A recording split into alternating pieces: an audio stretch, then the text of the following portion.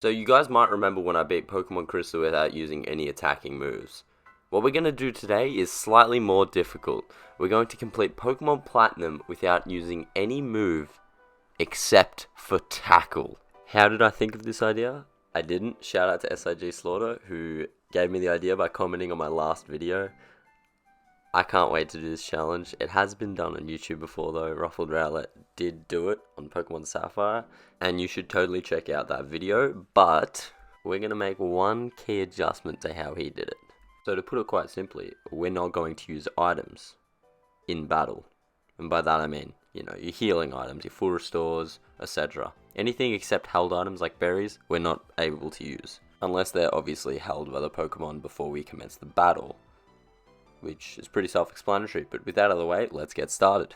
We chose the female trainer because last time in Pokemon Crystal we chose the male, and shouts out to the 8.2% female viewers that I've had on this channel. Yeah, that's right, I look at the analytics.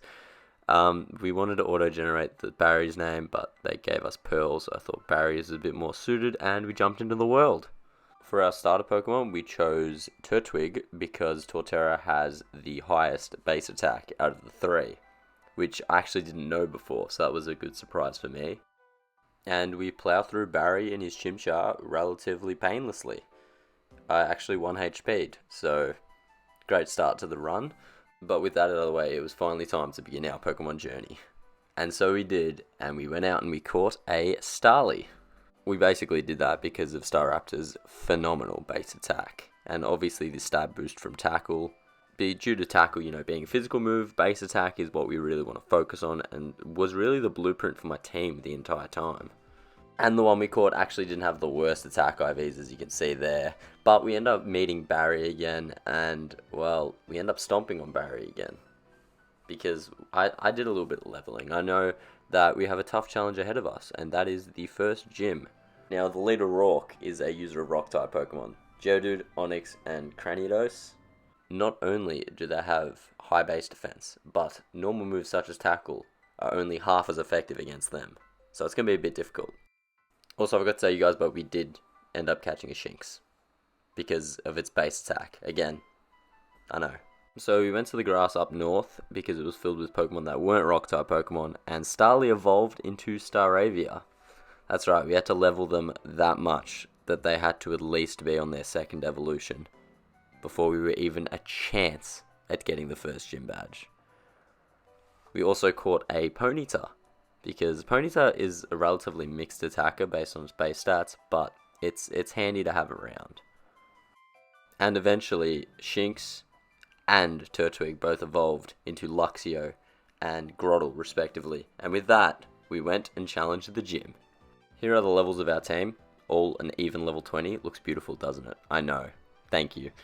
So just in the post edit, I noticed that they're all female, so I'm going to have to use she a lot, which is weird because I'd usually just generically say he, but with that in mind, we took on Rourke. So my initial strategy was to use Intimidate of Luxio and Staravia to my advantage and switch out and lower their attack so that their attacks would do less. But Geodude uses Stealth Rock first, usually almost all the time, so switching out wasn't really an option. So I just kind of had to slug it out past Geodude and Onix, and his ace, Cranidos, was actually the easiest of the three because it doesn't have as high base defense. So we end up defeating Rourke, as you can see there, and the first big challenge of the run is actually out of the way, and we get our Coal Badge. And we feel great about it. Let's be honest, very good morale booster for the team. So we go and clear Team Galactic out of the Valley Windworks. It's, pretty light work for our boys, equipped with Tackle. Hey, can we run that back 50 seconds? I noticed that they're all female, so for our boys, I am so dumb. We strut our stuff into Eterna City, into the gym, and we take on Gardenia and her grass-type Pokemon. Now, I always thought if you recolored Gardenia's hair, she could look like what Charlie XCX looks like now. Surely I'm not the only one who can see the similarity. Anyways, we end up defeating her. There's literally zero strategy to it, we just use Tackle the entire time, and she gives us the Forest Badge for it, so that's pretty cool. And then we clear Team Galactic out of their building. I always thought it was strange when you beat the enemy organization, they just kind of abandoned and vacated the property that they were basing their operations at. I guess, the whole They could lease it out if they're not going to use it. It's just an underutilized resource at this point. Like, I don't know who's managing their resources, but they're clearly not doing a very good job. But, yeah, so we beat them. And our next challenge was Fantina and the Heart Home City Gym, who have ghost Pokemon, by the way. I don't need to be a genius to tell you that Tackle does not affect ghost Pokemon, so we're in a bit of a predicament. So I had this genius idea of catching a Dark-type Pokemon because it would wall off the ghost attacks and also the psychic attacks. Here are all the dark types in Pokemon Platinum that you can obtain during the game. There's no Arceus Dark because even though I can obtain the Dread Plate in the old Chateau, I'm not getting an Arceus. So basically I'm going to explain how I can't get these Pokemon. Murkrow is only obtainable in Diamond. Sneasel's obtainable at Snowpoint. Houndour is obtainable in that route outside of the Valor Lakefront. Skorupi, which evolves into Drapion, is obtainable in the Great Marsh. Spiritomb, I need to be on the route on the right side of Heart Home City. Stunky, again, Diamond exclusive. Umbreon, however, I could obtain because you do get a free Eevee in the house next to the Heart Home Pokemon Center. And retrospect's 2020, but I ended up choosing Flareon instead due to its 130 base attack. And I do kind of regret that decision once you see what we encounter later on in the run. So with no Dark-type Pokemon, I'm going to break down our strategy against Fantina. She likes to open with her level 24 Duskull, which knows Will-O-Wisp. Now I had this plan that I was going to use Rawst Berries as held items on all my Pokemon in order to combat Will-O-Wisp, but there are 6 Pokemon and Will-O-Wisp has 10 PP, so 4 Pokemon would still be burnt, which wasn't the best plan. And Miss Magius came second, and Shadow Ball and Psybeam hit very hard. So we had to get something that could be able to tank all of the hits. Because you gotta remember, we can't use an attack on these Pokemon because we can't use Tackle. So they're gonna have to struggle themselves to fainting. And they're gonna have to run out of power points. She also has a Haunter with Shadow Core, Sucker Punch, Confuse Ray, and Hypnosis. But the Haunter isn't too much of an issue. It's more the Duskull and the Miss Magius that I'm truly worried about. So we're gonna go and grind the Pokemon real quick. So we caught a Gibble for later, not actually for the Heart Home Gym, so I'm just going to store him in the box. We were grinding on Cycling Road, and eventually Luxio evolved into Luxray. Obviously get the Versus Seeker, so we're able to re-battle the trainers there, which is actually very, very helpful. Groddle evolved into Torterra. That's how much grinding we were doing. We were getting everyone onto their final evolutions, pretty much. And also we had Ponyta evolve into Rapidash. And then we went back and we saw whether or not we could cut it at the Heart Home Gym or not. There are their levels pre-attempt. I did catch a nose pass off camera that I actually can't find the clip for. But we started the battle and it was about 11 minutes long. I've condensed it to 8.6 seconds. But yeah, basically we don't fare too well. We come very close. We end up bringing out Miss Magius, but we end up falling. So we're back to grinding. So much that Staravia evolved into Staraptor, which was very helpful, but didn't really affect our immediate situation. But then I had a great idea, and that great idea revolved around catching a Pokemon that could tank Miss Magius's hits. And there is one in Mount Coronet, and it's Bronzor. Bronzor's typing makes it a particularly good choice, so I plan to use Staraptor to wall all of the Shadow Balls from Miss Magius, so all Bronzor has to face is Psybeam, which does 0.25 times the effectiveness due to Steel Psychic type. So with that plan in mind, we went back and we challenged her again. And it's a very long battle, as you can imagine, trying to get 3 Ghost Pokemon to struggle themselves out. So I've rapidly sped it up. But basically, we want Rapidash to tank all the Will-O-Wisps because Rapidash can't get burnt via Will-O-Wisp. We want Staraptor to tank all the Shadow Balls from Miss Magius and as many of the other ghost attacks as it can from Duskull, who knows Shadow Sneak. We wanted Bronzor to be able to tank all the Psybeams as discussed earlier, and with Haunter we just basically needed Staraptor to be up. So basically if you switch every move, Sucker Punch never hits.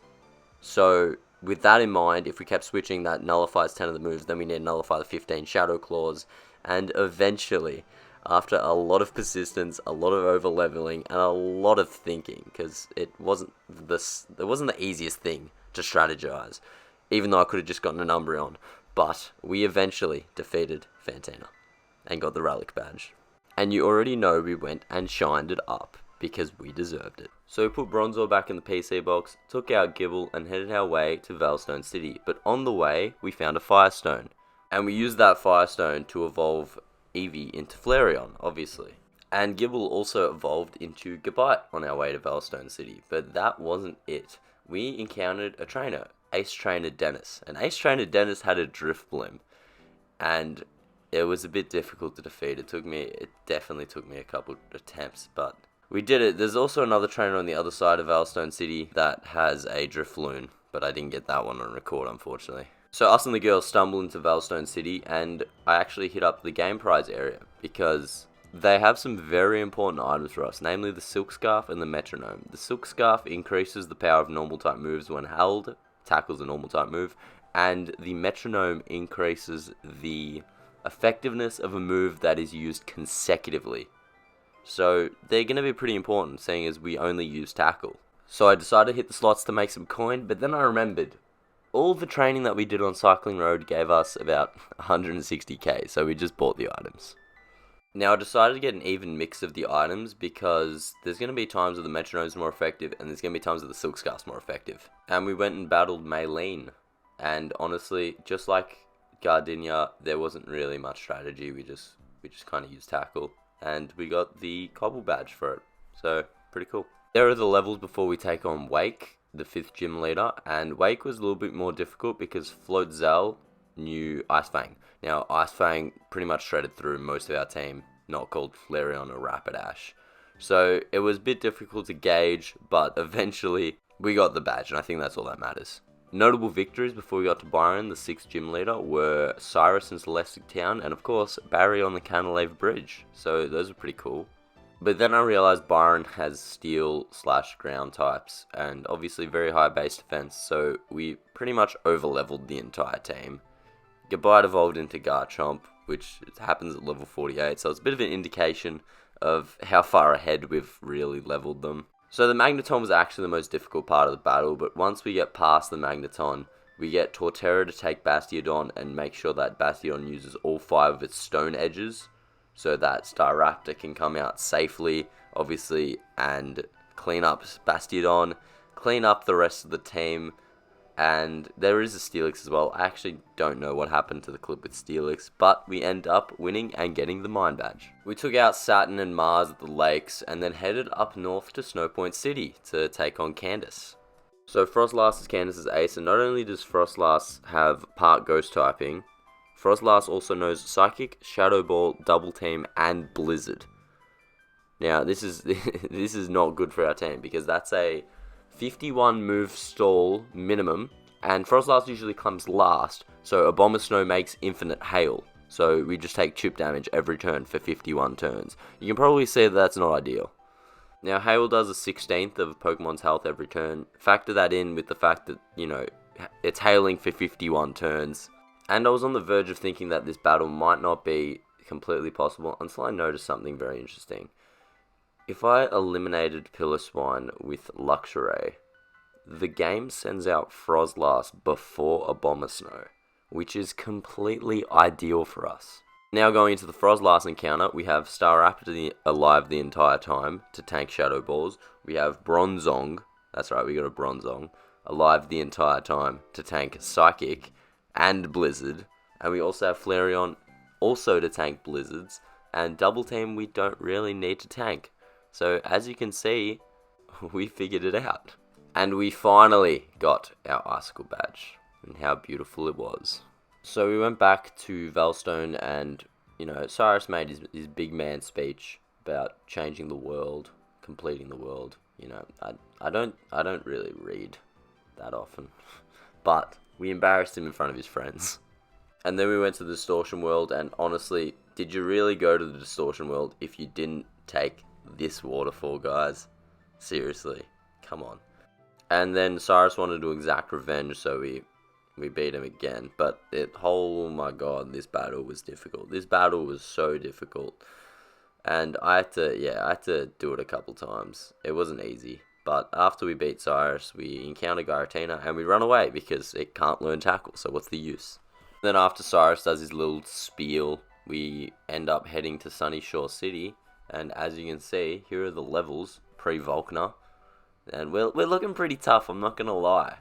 With Volkner, the only things we really need to be aware of was the fact that he's Luxray new Ice Fang and that he's Electivire new Fire Punch. So, with that in mind, we end up defeating Volkner and getting the Beacon Badge. So before we get to the league, we enter Victory Road, obviously, as Victory Road is the path that leads to the league. We catch Steelix, and we use the Steelix to help defeat this Magnezone from Ace Trainer Mariah on the first floor, which was causing me a lot of trouble without the Steelix. Steelix basically tanked 3 flash cannons and it was enough. We make it out of Victory Road alive, thankfully. We enter the big castle, that is the Pokemon League, and we run into an old friend. You might know him as Barry. Well, we end up beating Barry. And finally, we can begin our Pokemon League challenge. So in the last clip, Rapidash hit level 54. Now Rapidash is level 70. I power leveled the entire team to level 70 just to beat Aaron. I know, how ridiculous. But it didn't stop there because the team needed to be at least level 80, with Staraptor being level 85 to even defeat Bertha. Now with Bertha, the strategy was basically to avoid as many Fire Punches and Thunder Punches from Golem by switching out, and avoiding as many Earthquakes as possible in general by using Staraptor. So there's a lot of switching in this battle. Also, Rhyperior knows Avalanche, which is pretty annoying. But we eventually get the dub, and we're through to the next room with Flint. Now Flint in Diamond and Pearl usually has a Drifblim, but in Platinum, they fixed this. He doesn't have a Drifblim. Flint's a Fire Trainer. I don't know why he has a Drifblim in the original games, but they fixed it, and I'm so thankful for it. So we absolutely skate past Flint. The only things of note are really Infernape knows Earthquake, Magmortar knows Thunderbolt, so we just avoid them. It's not hard. And then we go to Lucian. Lucian thankfully doesn't have a Ghost type like many of the other Psychic type trainers in this game, but the only concern is that Bronzong knows Earthquake and is a bit tanky to take down. But with that out of the way, we finally set up our battle with Cynthia in the final room to see who will be champion. I genuinely had to level all the Pokemon to above level 90. I believe they're all level 90 except for Flareon and Bronzong. Yeah, Bronzong made a return to tank Spiritomb. They're level 94. Staraptor's also level 91, I believe. But yeah, Spiritomb knows Dark Pulse, Psychic, Silverwind, and Shadow Ball. And we can't attack it, obviously. So we just have to stall it out. And with a little bit of good luck, you guys know how it pretty much goes. Eventually, Spiritomb falls to our level 90 plus wall. And there really isn't that much of an enhanced strategy for the rest of the team. We just kind of use Tackle the entire time. But there was this moment where Garchomp missed Tackle against Milotic, and my heart almost broke. And then Garchomp with 60 HP survived a Roserade Energy Ball with 3 HP and landed the final tackle and crowned us champions of Sinnoh with only using Tackle.